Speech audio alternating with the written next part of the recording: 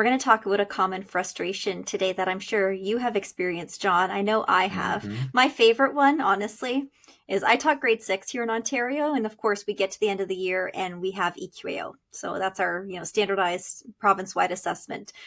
And I did grade 6 8 years. So it's like every year this is what we do. And I really loved when we would get to that assessment and then kids would come up to me and say, like, you never taught us this. Always. High school. This is common in high school. I've I didn't never learn that seen last year, this sir. before.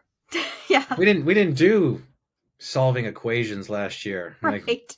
of course you didn't. I know. And like it breaks your heart a little, Yeah. because blood, sweat, and tears went into teaching that concept, and now it's as if it never happened. I remember famously, I had one of my students say that I had never used the word data before. Never. Never. Like he was like, you have never said data. I don't know what that word means. I've It's a never even heard strand. it. It's a whole strand. We did it at least like a sixth of the year. It was great. So this is the challenge that we're going to tackle today, which is one that many educators face, which is this idea of retention. Mm, Like how come it feels like we're constantly starting over and reteaching, and it's almost like every year is a blank slate. yeah. And what are Yeah. we going to do about it? What is the solution? We always ask the question, if the results we're getting are not the results that we want, what has to change? And in this case, I think because we're going to dive into a specific example from a team we're supporting, and they are taking a path that very similar path that the way myself, Kyle took in our work that we were doing to address this issue. I think what I love about what the work they're doing is like, and again, we'll get the specifics, but really they're giving permission when people didn't think that they had permission to do or take an approach or take an idea, and then try to come up with like implement that idea that's not exactly the way it's been done before, and then therefore but then give everyone that permission to like, this is how we can do this, and actually there's research behind why this is important. So let's unpack it, and then let's not be cryptic anymore. Yeah, so this is a school here in Ontario that we support, and this was their dilemma, right? The dilemma was retention. Why do we get to the end of, a summative assessment and students don't remember even being taught these concepts? And so this was their solution. So they determined that they would dedicate some time. They had a professional development day in August, and they dedicated that entire day for grade level teams or division teams to identify based on in addition to like EQAO or standardized assessment, they have a benchmark assessment at each grade level as well. So they use that data to identify high leverage key concepts that they're like, you know what, we know that this concept is only taught maybe once or twice throughout the year. It shows up in, unit 4 and again in unit 7, but we just recognize that students need more exposure, more opportunity to interact with it, more, a distributed practice of this particular concept.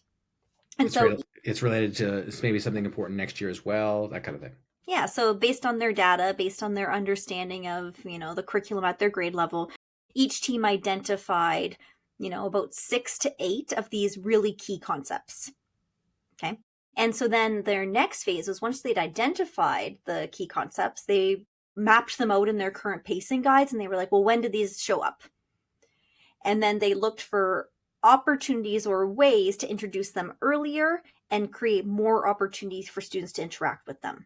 So it's like, let's say, for example, operating with fractions doesn't show up until May. It's like, well, that's too late. Like, we can't only Yeah. see operating with fractions in May. Where are the opportunities to introduce it sooner, to spiral it into our curriculum, even just to create through our centers more opportunities for students to interact with this concept? Because we know that 3 weeks in May is not going to lead to mastery. Exactly. So the one thing that they looked at was revising their pacing guides to integrate more frequent opportunities for students to interact with these 6 to 8 key concepts.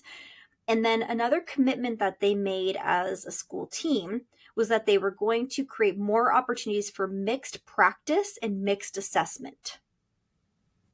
Yeah, and that makes sense. Like the research there is like mixed, like spaced practice versus mass practice is, an important idea that is not new. It's not new. It's I think many educators are still trying to figure out, or have been trying to figure out, like, how do we do this and without chunking? Like, how do we do this within units?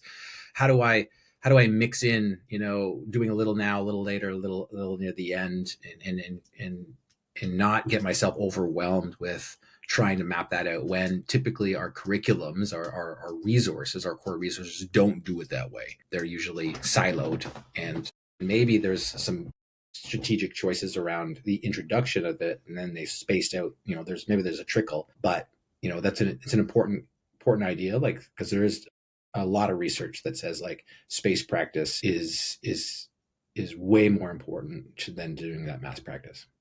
I think one thing that was important for this team to recognize is also that like they don't have all the answers yet.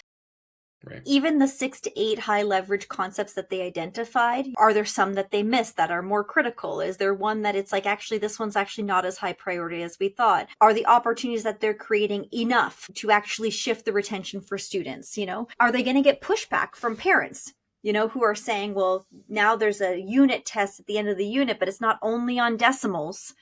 There's other concepts that come from prior units, and maybe that's just unfamiliar for families. And so I think the big idea here with this work is that the work is not like, this is a plan that is constantly evolving and changing in response to evidence of student thinking and evidence of student achievement and impact on the learning. Right. Next year when they come back together in August and they look now at their benchmark data and they look at their standardized test data and they ask themselves, did we see gains in those key areas that we identified? Right. Did it translate to summative assessments at the end of the year? They may need to come back and revisit again. Right. Like the really great part here is like, this is some of the things that we help our teams with, is identifying like what are the measures that you're really looking for to indicate whether the work you did had impact. And are you actively looking for that throughout the year? So that while you're saying that they could be looking at data at the end of the year, but what are they doing during the year to make pivots along the way, or small adjustments along the way, so that it's more of an iterative approach through the year to make sure that by the end of the year they actually hit some of those goals, and then they can start reflecting on like what we're going to keep that iterative process going from into the next year. What like share a little bit of like what are some of the moves this school, because they're doing this as a school and the leadership is on board, like there's key moves happening here throughout the year with the team and the school team to make this actually a reality.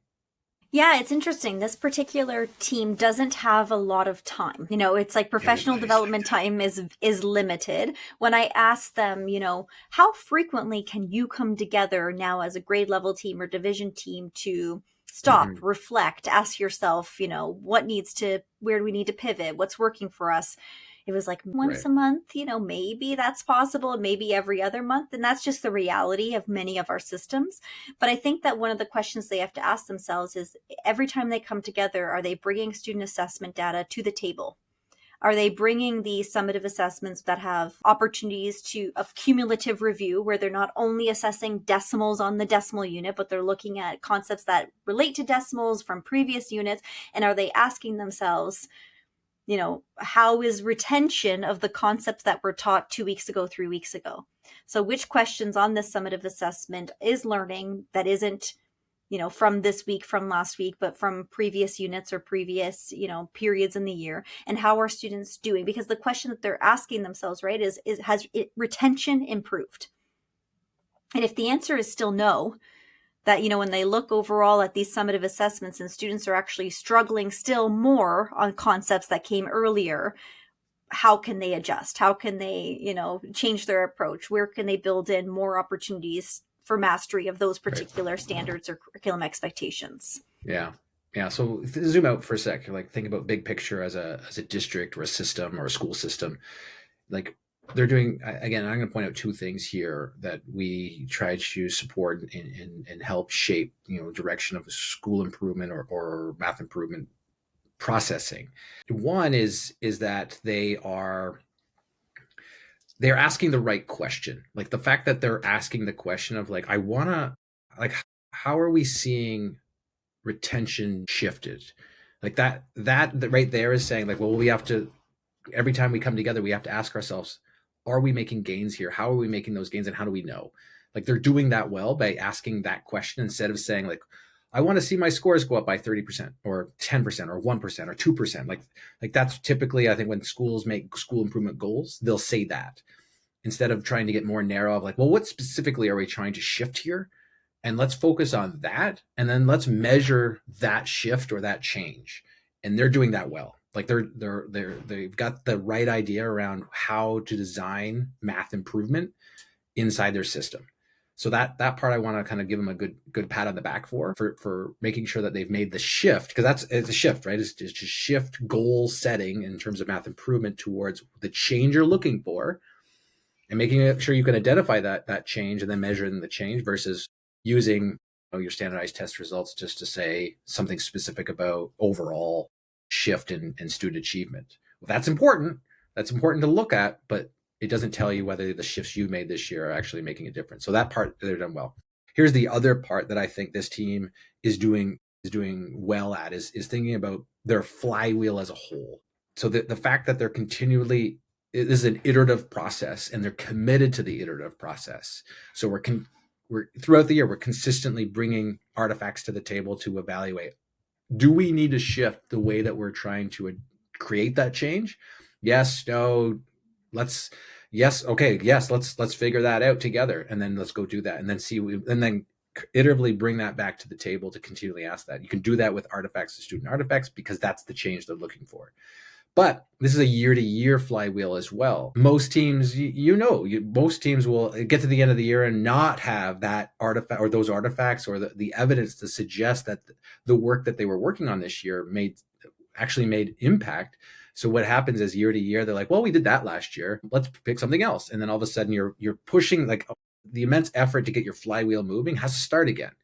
Like you're back to the base, you're back to the drawing board and trying to create this massive shift in something else, something new, which that's why you're always feeling like you're probably banging your head against the wall in terms of math improvement, is because you're constantly starting again. And so this group is going, hey, by the end of the year, we're going to be like looking at this one piece and then deciding to keep going. Like this is the work that we're trying to do year to year to year. And then your flywheel just gets stronger from year to year because you're making small increments throughout the year and you're having the right evidence to suggest that things are working or things are tweaking. And that flywheel is what really, really causes shifts in math improvement across a system, is to create and think about that. So they're doing that well too, thinking about their flywheel versus isolated initiatives. My one recommendations for teachers listening, like the idea of spiraling, right? It can be interpreted in a variety of ways. And sometimes maybe if you're doing this work alone, you're like, I'm not really sure where to start, or I don't know what that means for me. But I do know my students need more exposure to some of these key concepts than our current pacing guide or curriculum is allowing. I feel like a call to action to everybody is just to build mixed practice and mixed review and mixed assessment into your classroom. So right now, imagine your unit is on decimals and you're working on ordering, comparing, adding and subtracting decimals. Okay, what other key concepts that you've already taught that are relevant, that are related, could you bring into your practice and bring into your assessment as an opportunity for that cumulative review? And to me, that's an easy shift. It's a matter of adding a few items onto your practice and onto your assessment. Right. So I guess when you think about two calls, you're saying call to action is right there. Now, I'm going to give you two takeaways then. One, and both of being around this. One is, if you want to take a deeper dive in spiraling, so you can be putting what Yvette just recommended into place, and you want to learn a little bit about the research behind spiraling, you want to learn about like what this looks like in your classroom or what it could look like in another classroom. There's an entire course designed, and it's completely for free for you to go down that rabbit hole. So if you're a teacher or maybe you're a leader and you want to explore mixed practice, mixed assessment, spiraling ideas together, then head on over to it probably is Make Math Moments. Yeah, makemathmoments.com. I was going to say, because it was originally published on Tap Into Team Minds, which is one of our precursor websites than Make Math Moments. So I guess I could say it. tapintoteamminds.com/spiraling. That course will get you everything you need to know about how to get started with spiraling your math ideas in your classroom. So mixed practice, mixed assessment, kind of layering in throughout the year to help address the retention issue that you may be experiencing. The second is if you are looking for something specifically, it might not even be like, hey, we're not focused on retention right now. We're focused on something else. But if you need support on how to design math improvement around your main focus, your one thing, but you aren't sure exactly how to create the alignment. You aren't sure exactly how to arrange the subsystems of instructional improvement. You aren't sure exactly what math to focus on to create, the gateway for that traction and that buy-in to start, I guess, waterfalling into more improvement than you're looking for. Or solving, say, what we call the fragility problem in mathematics and thinking about sustainability of your math improvement plan, then we would encourage you reaching out to us and having a quick discussion around what you could be doing to strengthen all four of those pieces up in your math improvement planning, whether you're at a school or whether you're a school district. You can do that over at makemathmoments.com/district. You can talk even with a member of our team about how you can make that happen.